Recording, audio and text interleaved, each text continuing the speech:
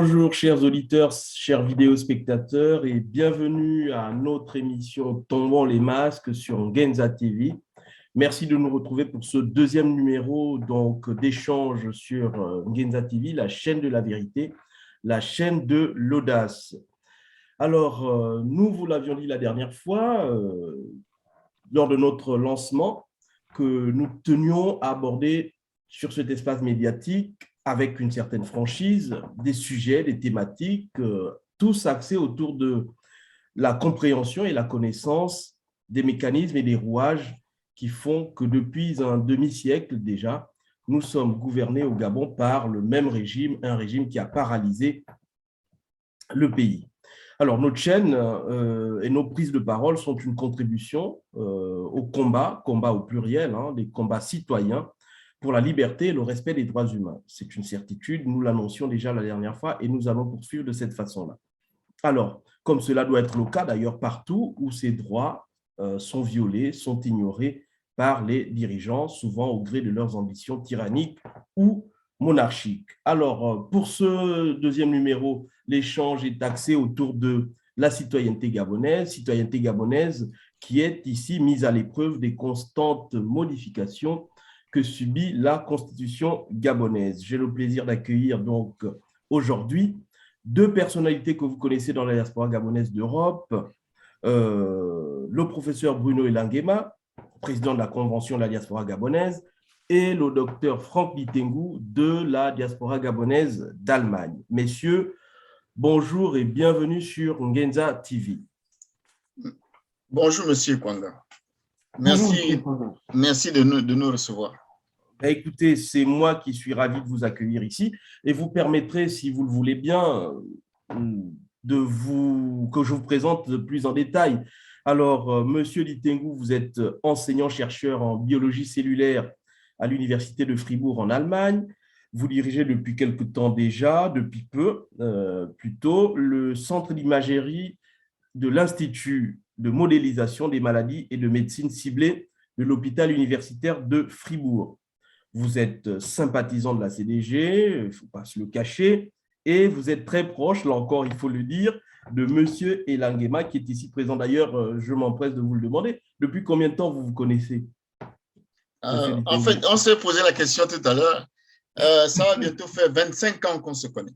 Donc, d'accord. 25 ans, on s'est connus dans les méandres de la résistance au régime d'oppression de Libreville. Et depuis ce temps-là, on ne s'est plus jamais éloigné l'un de l'autre, autant du point de vue idéologique que du point de vue de l'amitié. Mais écoutez, c'est un âge, 25 ans, c'est l'âge d'une génération, c'est un âge qui témoigne, il faut bien le dire, une certaine fidélité. Bon, écoutez, de toutes les façons, merci d'avoir accepté notre invitation sur Ngenza TV, invitation à participer à cet échange sur la citoyenneté. Comme je le disais, nous avons également donc Monsieur Bruno Elangema. Monsieur Bruno Elangema, donc vous êtes professeur des universités, praticien hospitalier en chirurgie orale à l'Université de Bordeaux et au CHU de Bordeaux. Vous dirigez le pôle de médecine de chirurgie bucco-dentaire du même CHU. Vous êtes donc très proche de M. Litengu qui vient de le dire depuis de longues années, 25 ans. Alors d'ailleurs, même brièvement, pourquoi vous avez tenu assez secrète ou discrète cette relation que vous avez, cette amitié, cette fidèle amitié, devrais-je dire, alors que vous avez participé à des événements communs? Vous avez même été les premiers invités de notre plateforme, de notre espace médiatique, Ngenza TV, il y a quelques temps déjà. Voilà, pourquoi est-ce que vous tenez secrète cette amitié, monsieur Ela? Merci, monsieur Ikonga. Mais en fait, comme l'a dit tout à l'heure monsieur Litengu, il n'y a pas de secret en tant que tel. C'est-à-dire que quand une relation est faite de confiance, on n'a pas besoin de l'exposer, en fait, ça va de soi.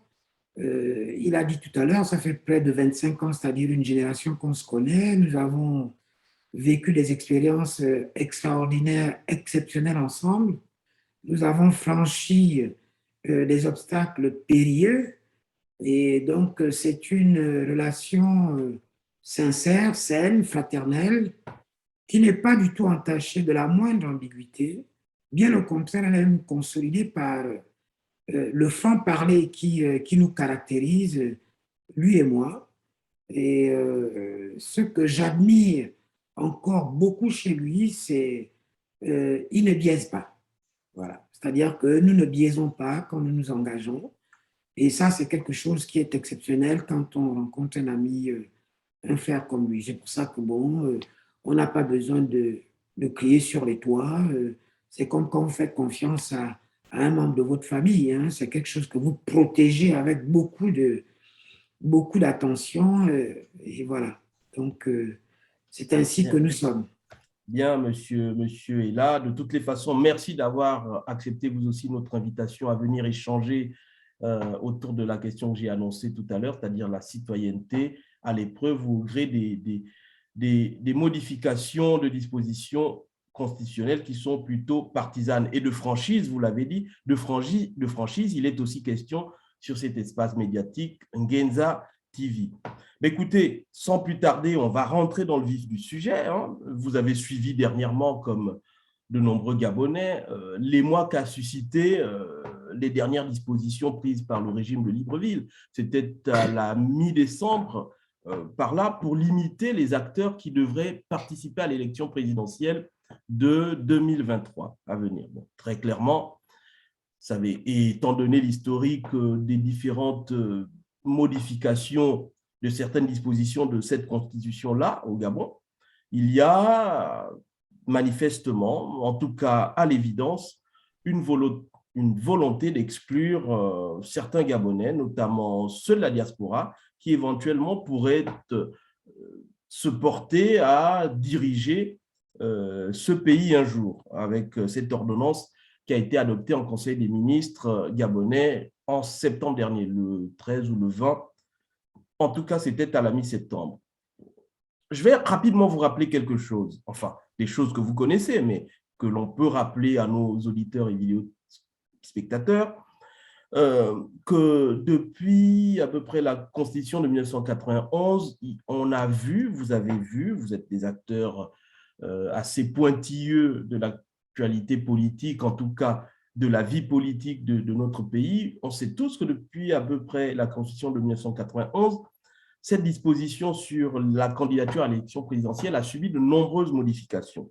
Je vous en rappelle quelques-unes. Vous vous souvenez, en 91, était éligible à l'élection présidentielle, disait-elle à l'époque cette Constitution, était éligible à la présidence de la République, pour être exact, tout Gabonais des deux sexes, jouissant de ses droits civils et politiques et âgé de 40 ans au moins et 70 ans au plus. Premier élément. Dans un second temps, à peu près un peu plus d'une décennie, peut-être 2 décennies, 2001 par là, quelques années plus tard, donc 2 décennies, à la suite de ces consensus dont ont le secret les politiques gabonais, de tous bords, évidemment, puisqu'ils parviennent à tous tisser des consensus de cette nature-là, ils sont parvenus à modifier cette disposition de la façon suivante, que je vais à nouveau indiquer en introduisant la mention suivante, notamment celle qui faisait référence à la domiciliation des candidats. Devenaient donc éligibles à la fonction présidentielle tout Gabonais des deux sexes, toujours, jouissant des droits civils et politiques, toujours, âgé de 40 ans au moins, et, rajoutait cette constitution à ce moment-là, ayant résidé depuis 12 mois au moins à la date de l'élection présidentielle. C'est là qu'apparaît un premier changement.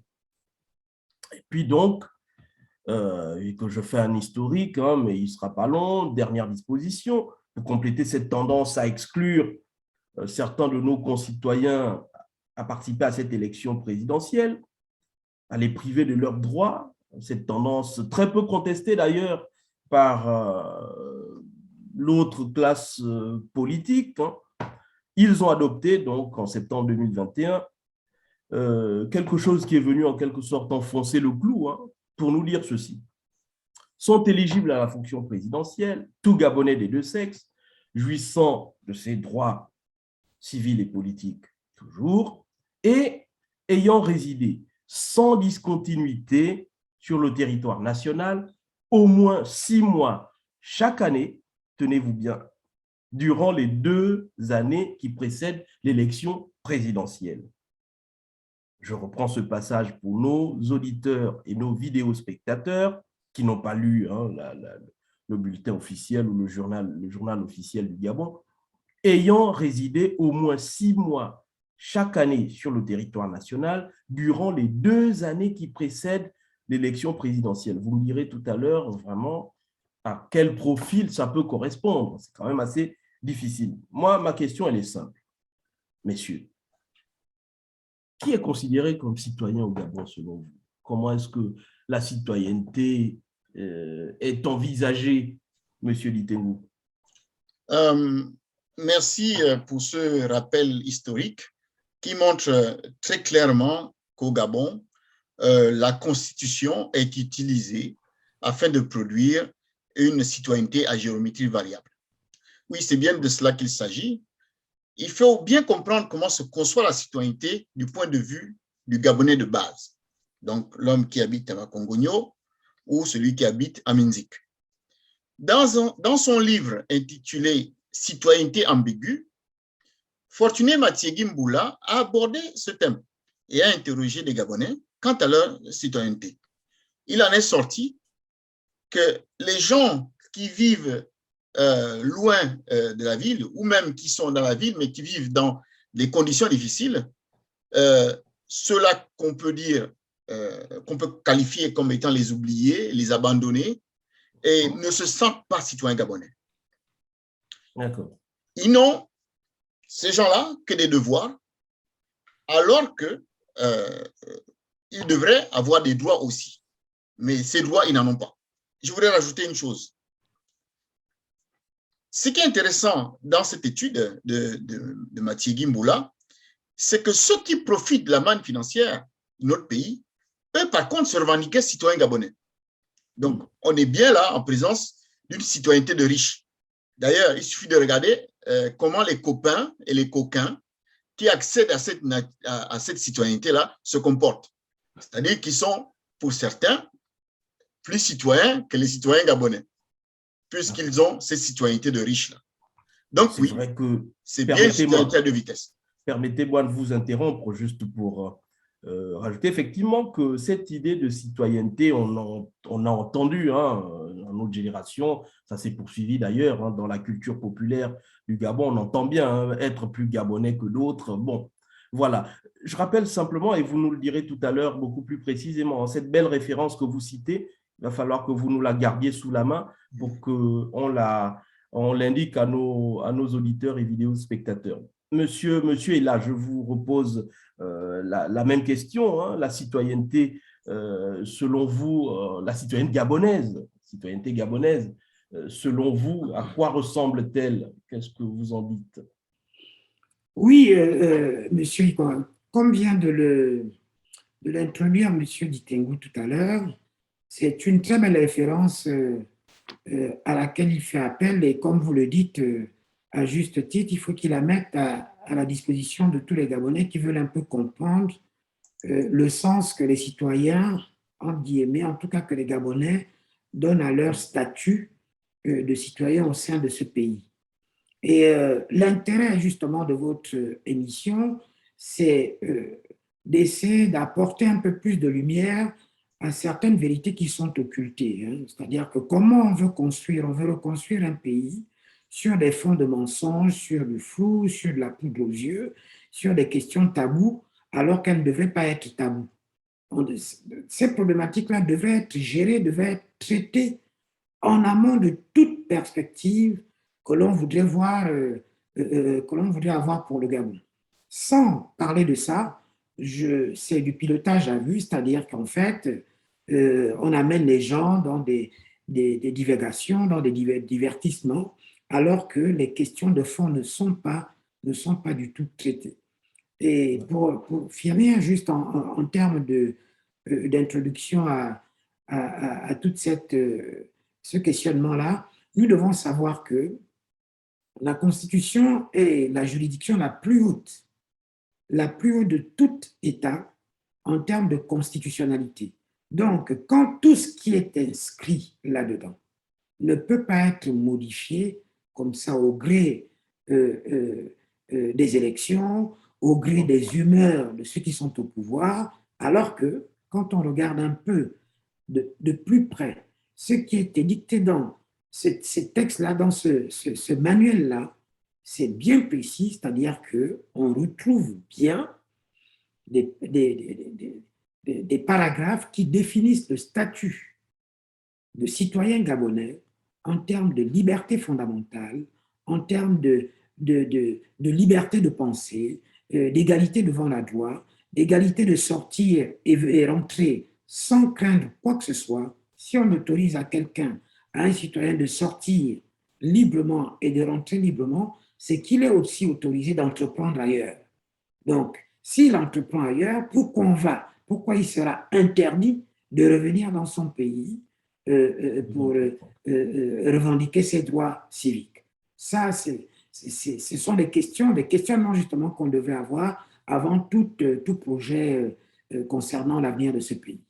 Ben, nous espérons avoir ici, aujourd'hui, peut-être qu'on y passera un peu de temps aussi, même s'il ne s'agit pas de faire un débat de constitutionnaliste. Hein, nous n'en avons pas tous la capacité, mais on pourra évoquer peut-être au détour de nos commentaires cette constitution gabonaise, en tout cas cette disposition qui définissent les contours de notre citoyenneté. C'est vrai, Monsieur Litengou, évidemment, oui, on estime bien clairement à vous entendre, et on le comprend, je l'ai dit tout à l'heure en introduisant, en regardant les différentes modifications qui ont été faites. On estime donc que nous sommes des citoyens assez inégaux. En tout cas, nous sommes des individus assez inégaux face à la citoyenneté gabonaise. Est-ce que c'est ainsi qu'on construit les grandes nations? Pensez-vous que ça se fait comme ça? Mais, Monsieur Ikwanga, quand on exclut la majorité des Gabonais du partage des richesses du pays, on les exclut d'emblée de leur citoyenneté. La discrimination économique est synonyme d'exclusion du cercle restreint de la citoyenneté. D'autre part, ce qui fait la force des grandes nations, vous savez, donc des grands pays, c'est que quand on est citoyen, on a des droits et on a des devoirs. Ce n'est pas pour certains, c'est-à-dire ce n'est pas tout pour certains et rien pour les autres. Hein. J'ai vu passer aujourd'hui une vidéo sur les réseaux sociaux qui mettait en scène un magistrat qui dénonçait l'absence de justice dans notre pays. Un magistrat. Il évoquait notamment le fait que certains se bâtissent des fortunes et, comble du cynisme, louent des immeubles à l'État, des immeubles qu'ils ont construits avec l'argent, avec les deniers publics. C'est ça, en fait, la citoyenneté des riches. Et je voudrais que les gens retiennent ça. Il y a la citoyenneté des riches. Ce sont eux qui sont les citoyens gabonais. Les autres ne le sont pas. Voilà. J'insiste donc, en tout cas la compréhension que vous en faites, que vous donnez à voir aux compatriotes, entendre, c'est que en tant que Gabonais, compatriotes pourtant, que nous sommes finalement divisés en plusieurs types, plusieurs catégories de citoyens. Ouais. Vous parliez de citoyenneté de riches versus citoyenneté de pauvres. Nous sommes tous Gabonais, mais Gabonais différemment, c'est ça? C'est exactement ça. C'est ça. Ouais. D'accord. Bon, ben écoutez, c'est vrai que c'est une question très importante, c'est une réflexion que nous menons ici avec vous. C'est un échange qui continue d'aborder cette question-là. Monsieur est là à vous confirmer. Tous Gabonais, tous citoyens, mais différemment. C'est bien ça. Mais absolument, M. Ikwanga. C'est édifiant l'exemple que vient de prendre M. Litengou. Bien sûr que le Gabon, on peut le caricaturer de cette manière-là, c'est-à-dire que des citoyens qui subissent la misère causée par des citoyens qui font subir, c'est-à-dire ceux qui sont les nantis, ceux qui sont au pouvoir, ceux qui sont protégés, illégitimement d'ailleurs et illégalement d'ailleurs. Et ça, c'est quelque chose qu'on ne peut pas, on ne peut vraiment pas douter. Et vous savez, se sentir citoyen, c'est quelque chose de profond. C'est non seulement définissable sur le plan juridique, mais sur le plan spirituel. Vous savez, c'est comme un enfant qui se retrouve dans une famille. Autant que nous sommes ici, nous sommes trois, nous sommes tous nés de famille. Mais si on essaie de regarder de plus près, vous allez voir que nous nous sommes sentis appartenir à nos familles en fonction des relations que nous entretenions avec les gens qui nous entouraient, c'est-à-dire nos aînés. Et le faisceau d'affect, de liens affectifs qu'il y avait entre ces gens qui nous entouraient là et nous, ces faisceaux d'affect-là ont fait que nous développions une confiance en eux. Donc, on se sent appartenir à cet environnement-là. Mais c'est exactement comme dans un pays. C'est exactement avec, c'est la comparaison qu'on pourrait faire avec les institutions qui doivent garantir aux citoyens cette sécurité-là, ce lien protecteur-là, pour que le citoyen, l'individu, né dans ce pays, ayant grandi dans ce pays, se sente investi des droits qui lui reviennent de droit. Par conséquent, il se sentirait citoyen. Il serait rassuré.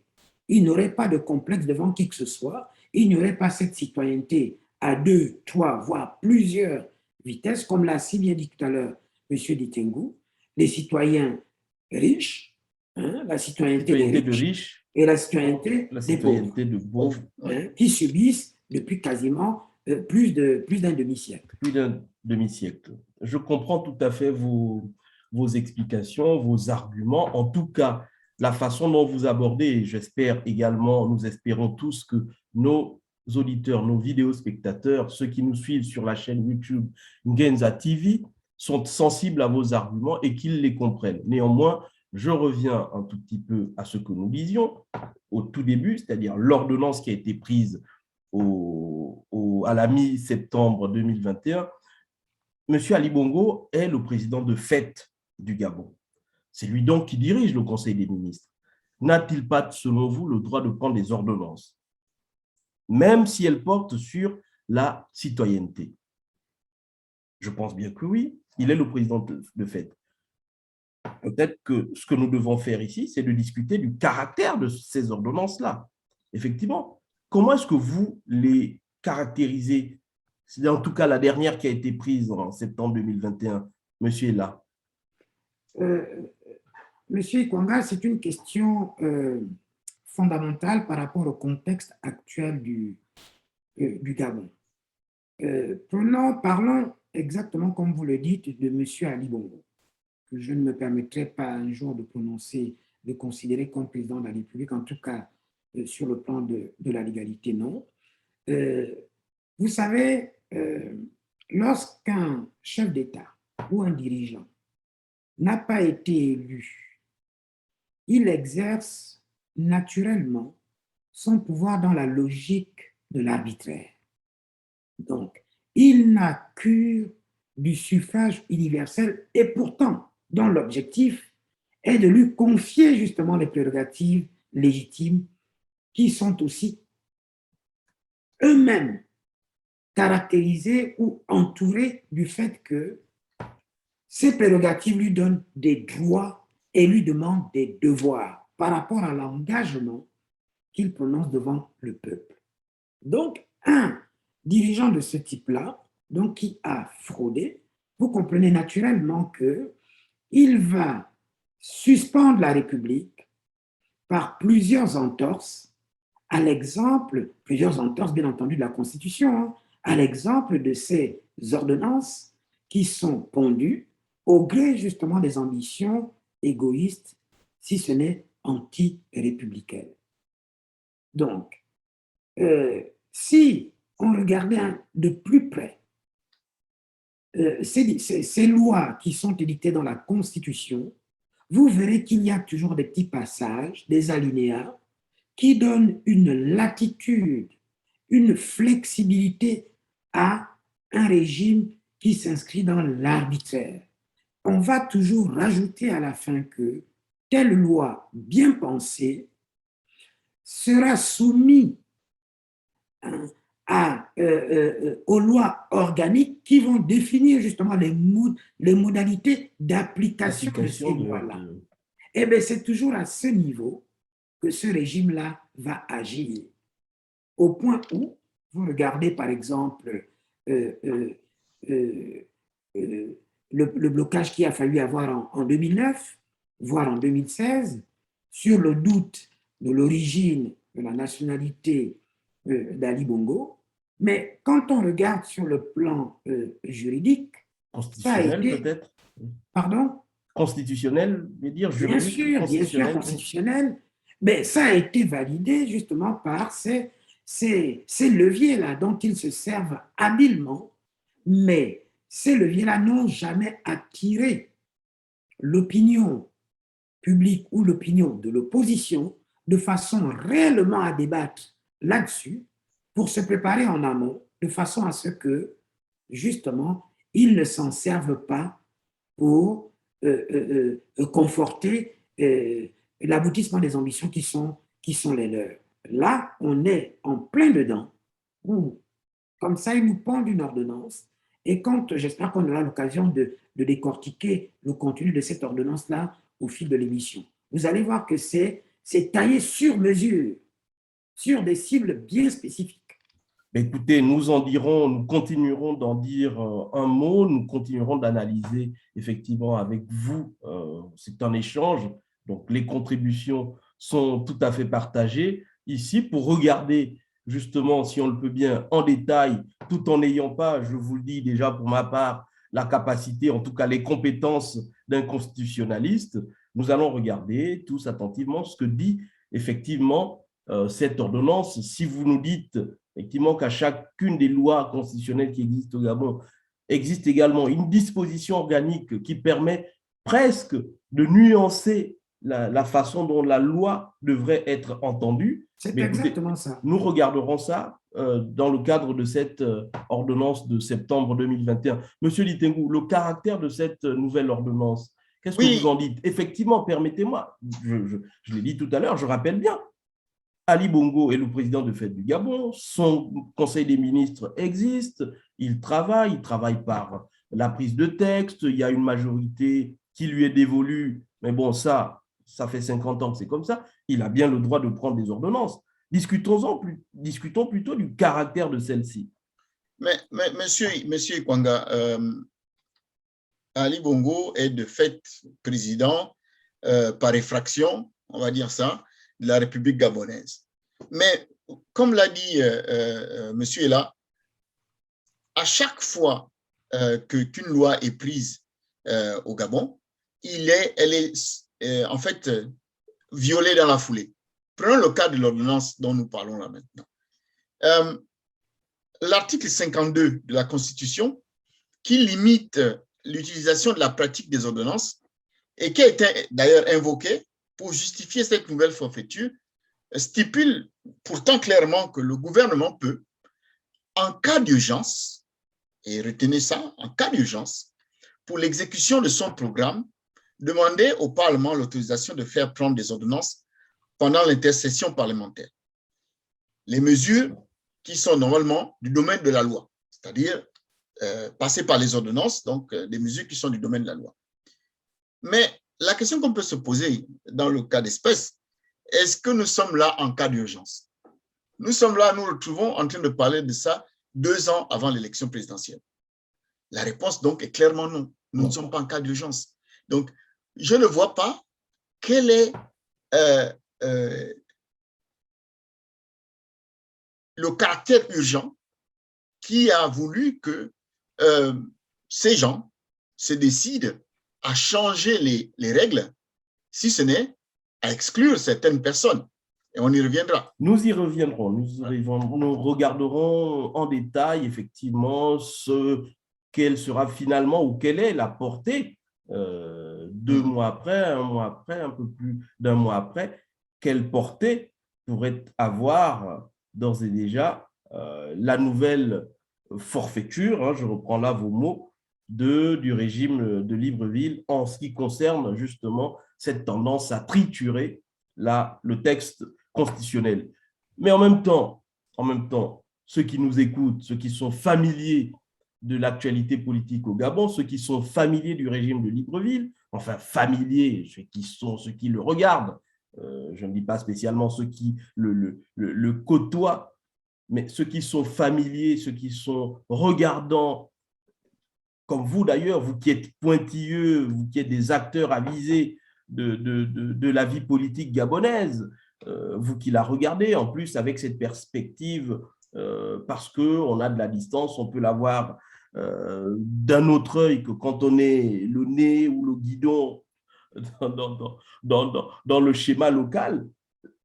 Messieurs, tout de même, vous ne découvrez pas ces manigances du régime Bongo. Vous les connaissez, vous savez, même si nous sommes 2 ans avant l'élection présidentielle. Vous saviez peut-être pas dans quel sens la pièce allait tomber, mais vous imaginiez quand même qu'ils allaient nous sortir quelque chose de leur chapeau. Et d'ailleurs même, vous me direz ce que vous en pensez.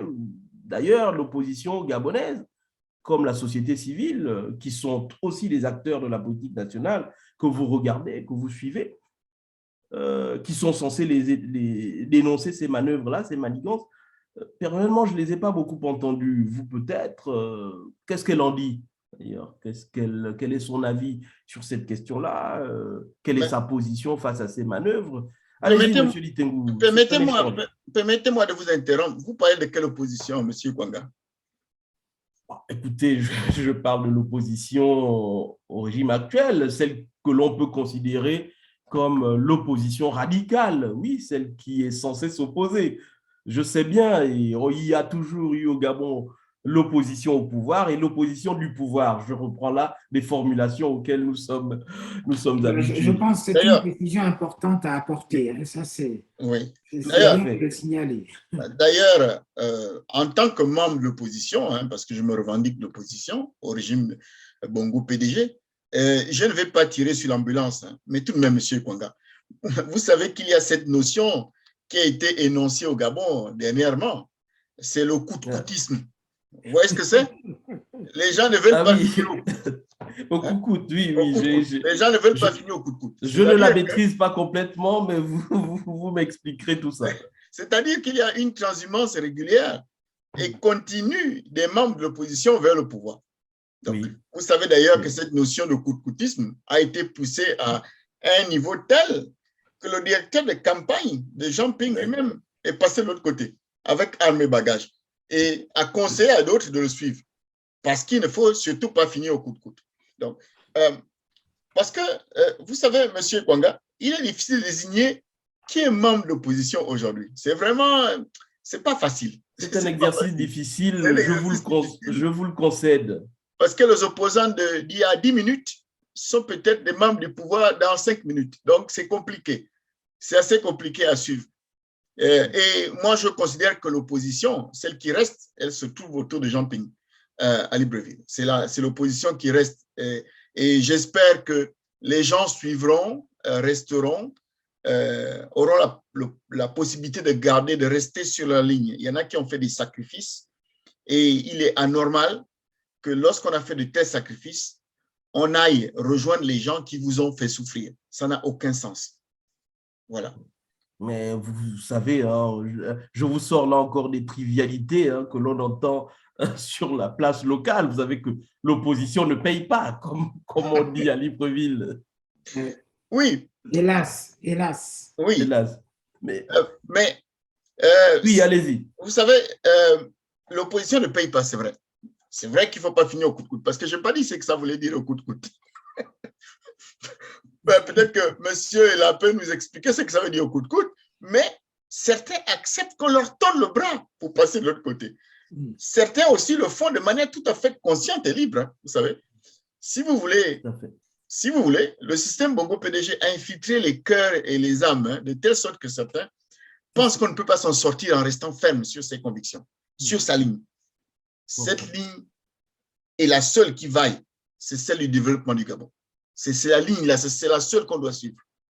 C'est la difficulté qu'ont nos opposants, en tout cas l'opposition, on va plutôt utiliser ce terme générique là, c'est la difficulté qu'a l'opposition depuis le retour au multipartisme. Monsieur est là, pourquoi, selon vous? Moi, je vous repose pratiquement la même question. Pourquoi est-ce que, selon vous, cette opposition ne manifeste pas? Est-ce que vous y voyez nécessairement une forme de complicité, même si elle est tacite, une complicité avec le pouvoir, ou bien simplement une difficulté qui peut être réelle aussi à s'exprimer sur ces sujets-là, et bien d'autres d'ailleurs. Nous l'avions déjà évoqué lors de notre première émission, quand nous avions abordé le sujet de la force, que l'opposition avait du mal à s'exprimer sur ces questions-là.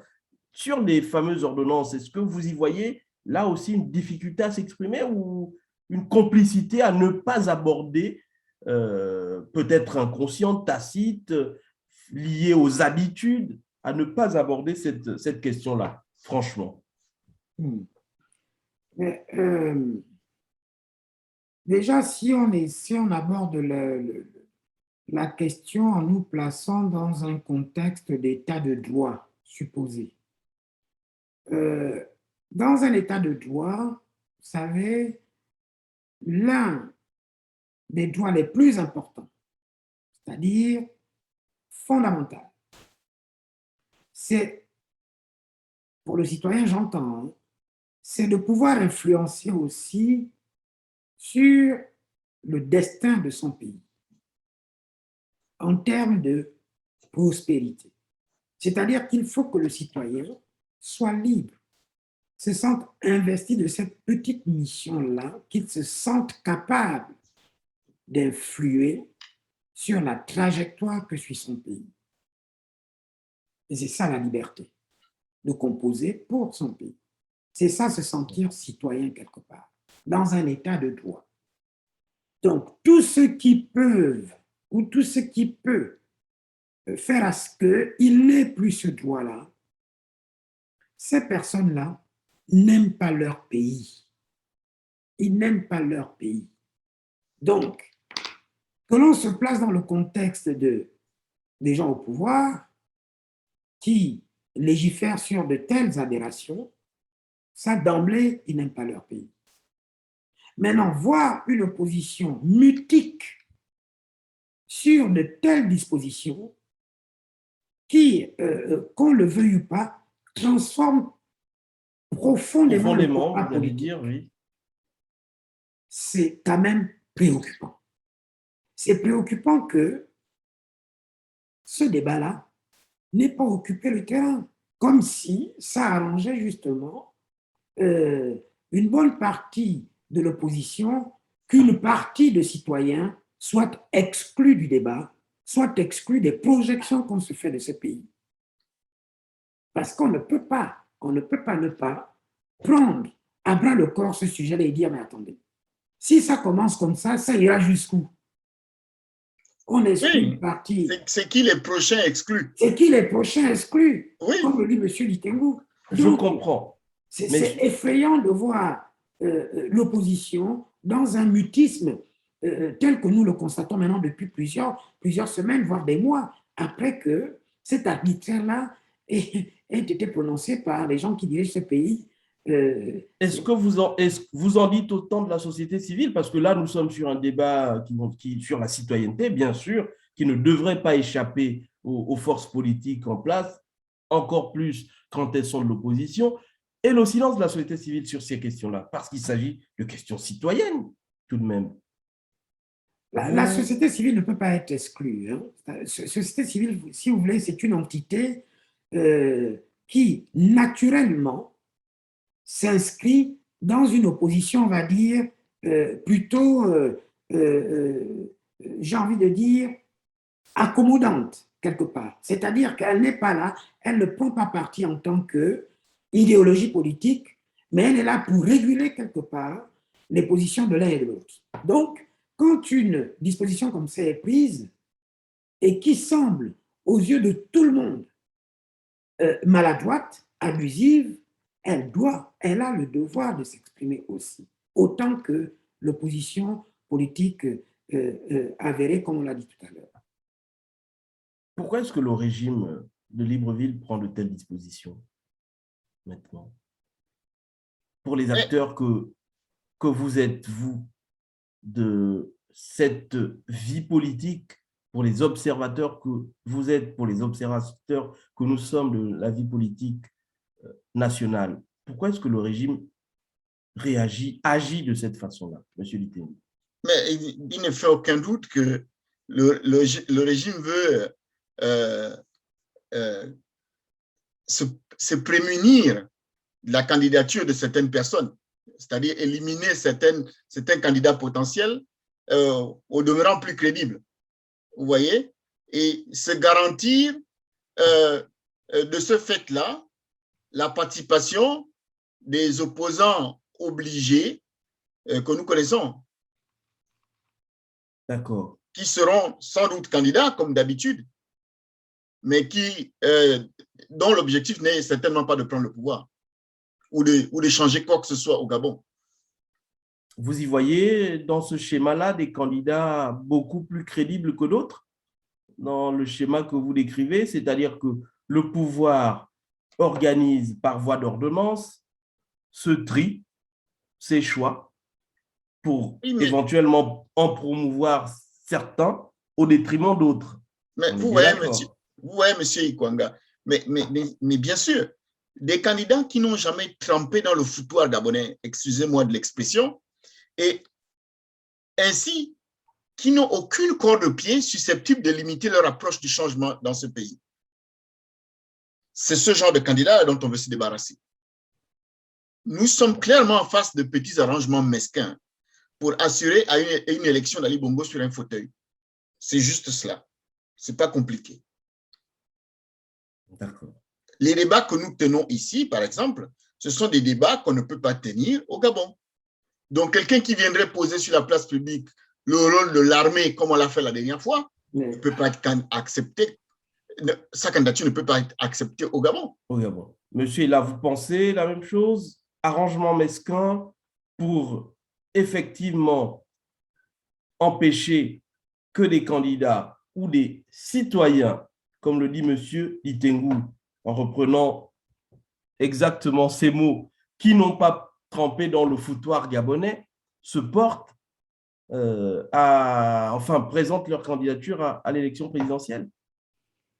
Oui, je pense que c'est un secret de polichinelle, hein, parce qu'il est évident, comme je l'ai dit tout à l'heure, que cette disposition transforme le combat politique et le réduit à un affrontement simple entre les richissimes au pouvoir, voire même dans l'opposition, et quelques obligés.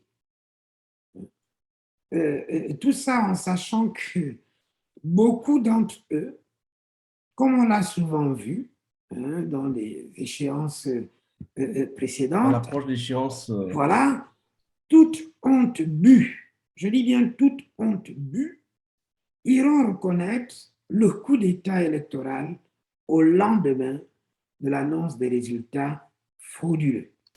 Donc, il va sans dire, c'est évident, que cette disposition a une cible bien précise. Et cette cible précise-là n'est rien d'autre que des Gabonais aux potentialités avérées, capables de tenir le fil de leurs convictions, sans déroger, donc avec une véritable ambition de relever ce pays, de le restructurer, de le reconstruire, pour le bien de tous. Et vous comprenez bien que, comme je l'ai annoncé plus haut, quand on n'a pas été élu pour diriger un pays, pour diriger une équipe, on inscrit naturellement son exercice du pouvoir de façon arbitraire. Donc, on ne va jamais laisser l'once d'une possibilité aux gens déterminés à développer un pays de se positionner. Ils vont aller chercher tous les rouages possibles, tous les leviers possibles, tous les jokers malsains pour les mettre en difficulté. Et c'est là où est le vice de la loi. Oui, on dit que la loi garantit tout ce qu'on veut, garantit les vertus, c'est vrai. Mais sachez que quand on est animé, quand on est mal intentionné, de cette loi-là, on peut en faire une arme destructrice de la citoyenneté, destructrice de la République. C'est pour ça qu'on dit d'ailleurs que c'est un palindrome. Un palindrome, vous savez, c'est cette phrase qu'on peut lire dans les deux sens en disant exactement la même chose, sauf qu'on lit dans un sens contraire à la convention. Je vous donne un exemple. Jésus a été à Suez. Vous lisez à l'envers, vous allez dire exactement la même chose. Sauf que vous ne le dites pas, pardon, dans le sens conventionnel de la lecture que nous connaissons tous. En tout cas, du langage que nous avons tous appris. Eh bien, c'est comme ça que les gens malsains se servent de la loi, en l'occurrence, ce régime. Donc, cette disposition, cette ordonnance arbitraire qui tombe comme ça des nues, quand on regarde bien, vous allez voir qu'elle correspond à un profil bien précis. Certainement empêcher M. Ditengou, qui est sereinement en Allemagne, qui s'assume autonome et tout, de prétendre influer dans l'avenir de son pays natal. Est-ce que vous pensez que c'est humain? Est-ce que vous pensez que c'est républicain? Et il y en a beaucoup d'autres, bien entendu, qui sont visés dans la trajectoire de cette malle. Moi, y compris, certainement. D'accord. Venons-en, justement. Vous avez là décrit, et nous savons que l'ordonnance profite dans un premier temps au régime en place, évidemment, le régime Bongo-PDG. Elle exclut un certain nombre d'acteurs que l'on peut à l'évidence deviner, mais les champs politiques ne sont pas constitués que de ces deux pôles-là, le régime Bongo et des personnalités de l'opposition qui se trouveraient dans la diaspora, ou des personnalités, des citoyens qui se trouveraient dans la diaspora, à qui d'autres pourraient profiter. Bien sûr qu'il y a là une manigance du régime qui assurerait de cette façon-là sa pérennité, on est bien d'accord. Mais alors, si ce n'était pas le régime, pour donner le sentiment qu'il est, comme il se qualifie, un régime démocratique, à qui d'autres pourraient profiter ce type d'ordonnance? Puisqu'elle ne profite pas aux Gabonais de la diaspora qui pourraient se porter candidat, à qui d'autres pourraient-elles profiter? Mais même là, M. Ikonga, vous vous avancez quand vous dites qu'elle ne profite pas à certains membres de la diaspora. Vous vous avancez. Oui. Vous savez, M. Ikonga, bon. Nous avons parlé du flou qui existe dans l'opposition. C'est-à-dire que, et on l'a relevé tout à l'heure, il y a des gens qui seront, quoi qu'ils fassent, qu'il pleuve, qu'il vente, qu'il neige, ils seront candidats, ils vont perdre, ils vont avoir 0,00% des voix, et ensuite ils iront reconnaître la victoire d'Ali Bongo, puisque ce sera lui ou son fils ou que sais-je encore. Et ces mêmes personnes-là, quelques temps plus tard, vont revenir dans l'opposition, vont faire des grandes déclarations, vont se montrer les chantres de l'opposition au Gabon. Mais c'est vrai aussi dans la diaspora, vous savez, M. Kwanga. Quand on appelle au dialogue, il y en a qui courent, hein, toujours. Il y en a qui courent, et pourtant tout le monde sait très bien que ça ne sert à rien. Vous, moi, monsieur est là, savons que quand Ali Bongo appelle à un dialogue, c'est un dialogue qui ne sert à rien. Mais il y en a qui y vont. Il y en a qui courent, qui vont là-bas. Pensez-vous que c'est pourquoi la disposition mais vous pensez que, est-ce que vous croyez s'est appuyée davantage à indexer Oui. Est-ce que vous pensez que dans la diaspora, il n'y a que nous? Il y a des gens qui sont dans la diaspora, qui vivent 6 mois au Gabon, qui vivent 6 mois, 6 mois ici. Ils existent, ces gens-là. Vous allez voir qu'il y aura un candidat à la diaspora. il apparaîtra, il va remplir ces conditions-là.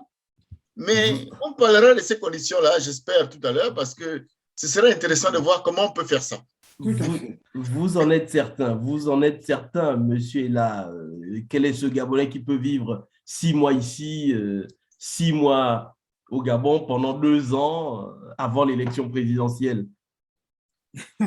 Non, mais honnêtement, vraiment, on va être sérieux comme vient de commencer à le dire monsieur Ditengou sur cette plaisanterie. Ce serait la confirmation que nous sommes vraiment des citoyens, nous sommes tous Gabonais, mais différemment Gabonais. Absolument. Allez-y, monsieur, et là, je vous interromps. Absolument. C'est-à-dire que cette ordonnance-là, ce chiffon-là, moi je l'appelle comme ça, vise, ça confirme l'appel avec les précisions que vient de donner M. Ditengou, vise exclusivement une catégorie, certains membres en tout cas de la diaspora.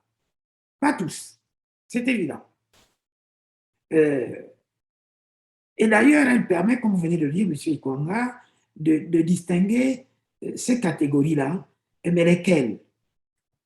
Si on veut être concret. Je ne vais quand même pas vous pousser à nous faire un portrait robot Non, mais peut-être pas, mais concrètement, quel est ce Gabonais, quel est cet individu qui vivrait 6 mois en Europe, dans un État capitaliste, ou aux États-Unis, dans un État capitaliste, dans un État capitaliste, et les 6 mois suivants, il se retrouve au Gabon, et j'ai envie de me demander quoi faire. Il aurait un double statut, c'est-à-dire quand même un statut professionnel ici et un autre statut professionnel au Gabon. C'est comme s'ils étaient en train de mettre en lumière le caractère frauduleux qui les caractérise d'ailleurs, qui les distingue, c'est-à-dire que, oui, voici un régime qui gère un pays depuis plus d'un demi-siècle qu'avec des fraudes. Et il ne s'aperçoit même pas qu'il met un texte, une ligne dans sa constitution, dans sa loi, qui, quand on la décortique, mais on se dit, mais attends, est-ce qu'ils sont sérieux, ces gens-là? Quel est cet individu qui fera 6 mois ici, 6 mois aux États-Unis et 6 mois au Gabon en s'assumant, en étant intégré? Pendant 2 ans en plus. Hein.